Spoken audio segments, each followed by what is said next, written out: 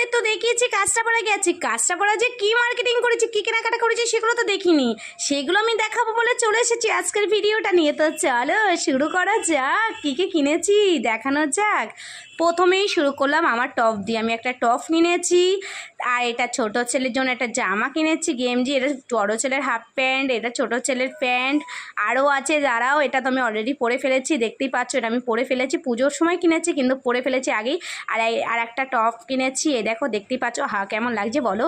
আর এটা হচ্ছে ছোটো ছেলের শার্ট কিনেছি, আর এটা হচ্ছে ছোটো ছেলের জন্য জিন্সের প্যান্ট কিনেছি, বড় ছেলের জন্য একটা শার্ট কিনেছি দেখতেই পাচ্ছ। আর হচ্ছে বড় ছেলে ফাটা ফাটা ফ্যান কিনেছে, নিজের পছন্দ ফাটা ফাটা ফ্যান কিনেছে আমার বড় ছেলে। আর কি বলবো, ছেলে বড় হয়ে গেলে এটাই হয় জ্বালা মাদের, বুঝেছো তো বন্ধুরা। আর এই একটা জামা নিয়েছি ছোটো ছেলের জন্য, জামার সাথে প্যান্ট সেট করা। তারপরে আছে যেটার জন্য আমি ঝগড়া করেছি দোকানদারের সাথে, আমি নেব তো নেব, দোকানদারের সাথে ঝগড়া করে আমার নিয়ে আসতে হয়েছে জামাটা, কারণ আমি জামাটা এক দেখাতে আমার পছন্দ হয়ে গেছিলো, আর বরমশাই ছিল না বলে পাশে, এর জন্য আমি বলতে পারিনি। তারপরে যে বরমশাই এসেছে আমি বলেছি, বরমশাই বলছে জামাটা নেবেই।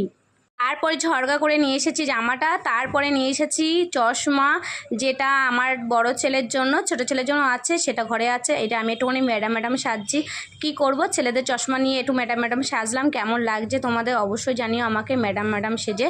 তো ভিডিওটা কেমন লাগলো জানিও। তো চলো ভাই ভালো থেকে।